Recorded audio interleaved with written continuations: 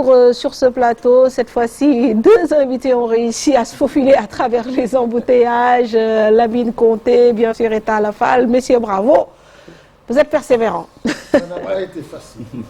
Aujourd'hui. On tenait à être là et à honorer de notre présence ce tournoi. Tout à fait. Merci en tout cas d'être là. Lamine, bonsoir. Oui, bonsoir Fatou. C'était un parcours du combattant difficile d'arriver à TFM aujourd'hui. Ouais, heureusement, nous sommes là avec beaucoup de plaisir pour suivre cette Coupe du Monde des Ivoiriens. Tout à fait. Alors, vous avez vu notre équipe aujourd'hui, la Tunisie en l'occurrence, puisqu'on va supporter bien sûr, comme on l'a dit tout à l'heure, les Africains n'arrivent pas vraiment à montrer le bout de son nez face au Brésil qui mène sur le score de 2-0.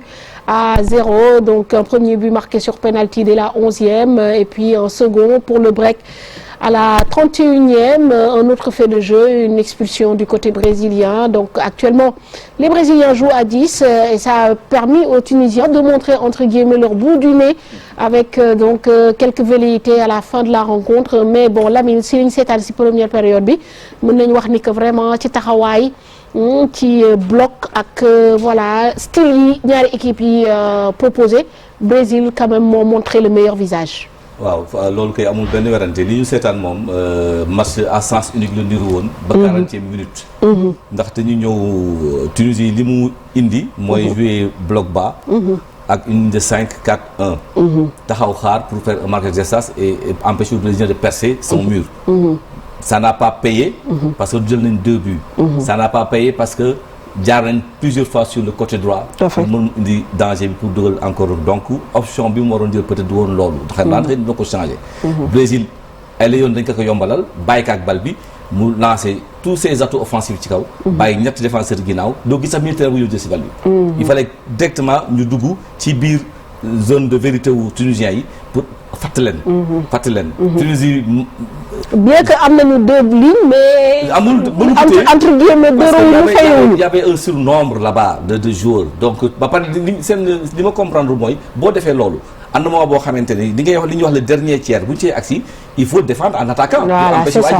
Resserrer quoi. Personne. Il les laisse jouer. Il laisse jouer. Ba pare te ñii ngay bàyyi ñu jouer ils ont un potentiel technique énorme boo xamante ni chaque joueur est capable de réussir de faire la différence. Donc loolu tiitaloon na ma trop waaye li ñu xaw a indi mooy ñoom xëy na bu ñu liiree li ñu def ci fin au mi-temps bi. maanaam ci 4 minutes yu mujj yi ak temps supplémentaire bi loolu moom nga war indi. Parce que Brésil bii nga bëgg taxaw doo tax da ngay mënoo sax contrer parce que boo mënul contrer. Pour nga contrer foog nga am xaaral ma tooñ tuuti El Hadj Diouf foog nga am jour mel ne El Hadj Diouf. Capable de tenir le ballon dans le camp ennemi. À lui seul pendant 15 secondes pour permettre de venir. amuñu loolu. Mais est-ce que c'est pas une différence de niveau? Parce qu'aujourd'hui c'est bien beau mais quand t'as pas les éléments capables. de pouvoir amuñu loolu. Donc soo ko amulee c'est pas la peine de vouloir jouer dans ta zone. li jar mooy jéemuñu daal aussi. Il faut savoir aussi riposter par moment. C'est-à-dire que tu joues dans un bloc bas défensif, ultra défensif, mais encore faudrait-il que tu aies des garçons capables de pouvoir tenir le ballon dans la zone adverse. Et ça, je ne pense pas que les Tunisiens l'ont montré pendant une partie du match. Le match soit amul bu am potentiel bu mel ne bu El Hadj boo xamante ne boo xëccee bal bi. sànni ko nga téyel ñu ñëw. Sinon le principe du bloc bas mooy boo ko nangoo il faut pour être capable de sortir par une touche. bañ ko sànni. Pourtant jéem nañ ko nag. jéem nañ ko mais on se rend compte que bon le gardien n'est pas très serein dans ses choix. Et peut-être aussi comme vous dites parce que moi je me dis que les équipes maghrébines xam nañ leen ci wàllum jeu tactique xam nga intelligence de jeu. Mais aussi est-ce que tamit techniquement mën-mën bi mi ngi fa ba permettre en fait à ces Tunisiens xam nga d'éliminer en un contre un affaire yooyu noonu. Dans cette intelligence tactique là lan mooy cette difficulté xam nga nous sommes là pour gagner des espaces. Déjà suñu yore bal il y a 2 arrêts centraux qui restent tout le temps derrière et mettre le ballon jox ko ñaari beneen interligne boo xamante ni ñett lañu. taxaw seen ginnaaw encore. mais tu vas pas gagner d'espace. dëgg la boo yore bal au moins ñu ni il faut que ñu am au niveau de nos lignes des gens capables aujourd'hui de choisir l'opportunité du choix de la lance à droite à gauche nga mën ñooñu génn tuuti. mais pas une seule fois defuñu loolu. ils ont essayé de jouer entre eux dans le dernier tiers di ko balancer muy dal si duñu gis dara.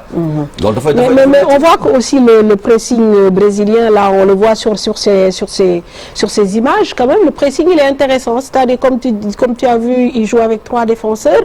et dañuy fàtt aussi milieu de terrain bi et il y a une première ligne qui empêche aussi la relance tunisienne. duñu gis dara. mais même c'est ça la différence de niveau c'est-à-dire que sur le plan de l'organisation les Brésiliens sont beaucoup plus en place. Et ils offrent beaucoup plus de possibilités aux porteurs du ballon. Quand il y a un qui porte le ballon, donc il a plusieurs opportunités. Sur le plan du jeu, les démarquages, les possibilités de passe qui s'offrent à lui. À partir de ce moment, donc, et quand tu joues dans la zone adverse, tu sens qu'il y a des individualités capables de pouvoir créer le surnombre. Tout à fait. Parce que bon, éliminer Ben Nyar, moi, défense bobu, tu te donnes des boulevards.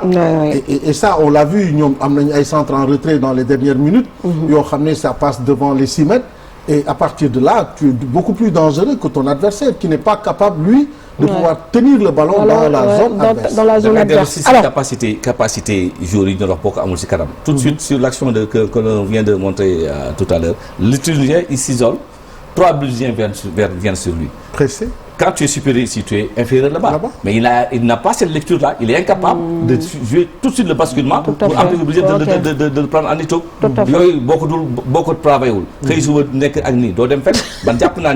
bu ñu ñëwee deuxième mi-temps daañu changé taxawaay suñu changé taxawaay dañu disparaître. waaw dañu disparaître.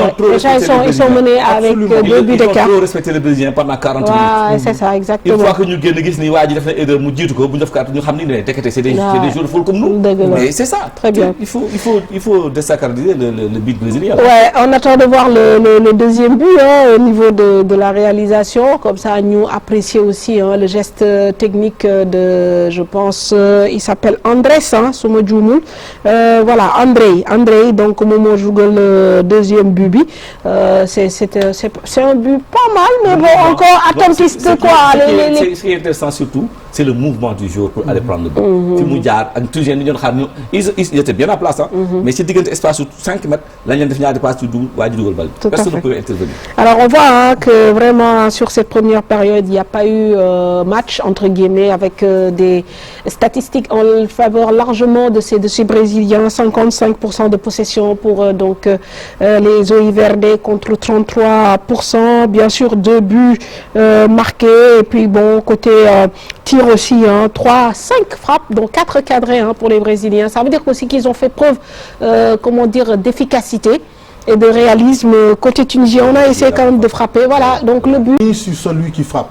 Donc, sur la passe, il n'y a pas eu de marquage serré sur le porteur du ballon. Je crois que... Et l'autre, il arrive à se démarquer entre 2 défenseurs.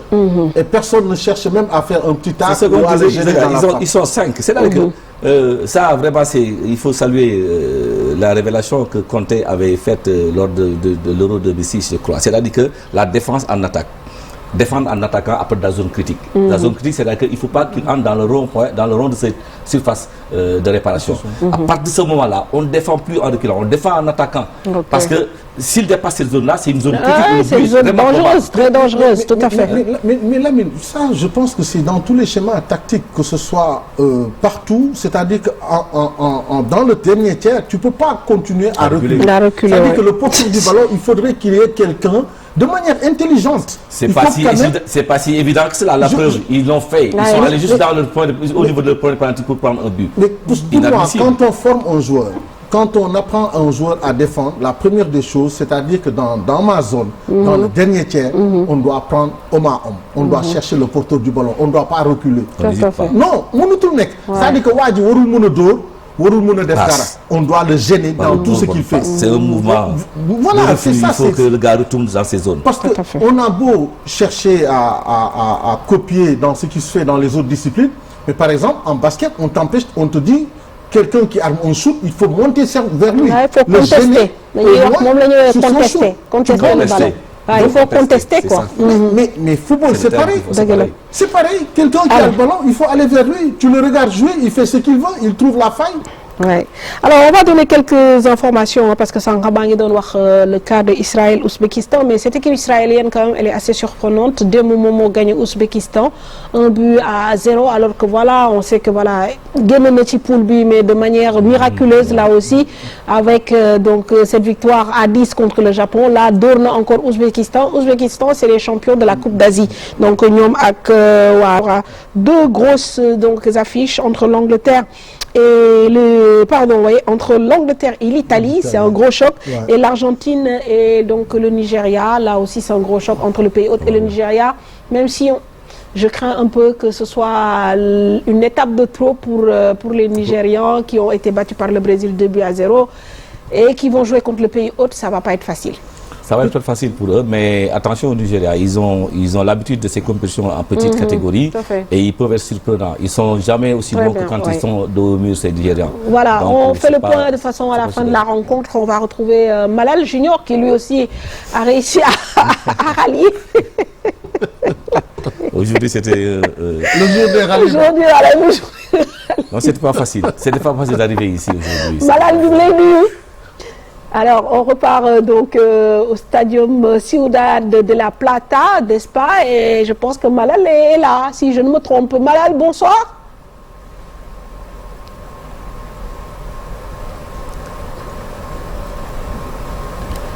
Bon.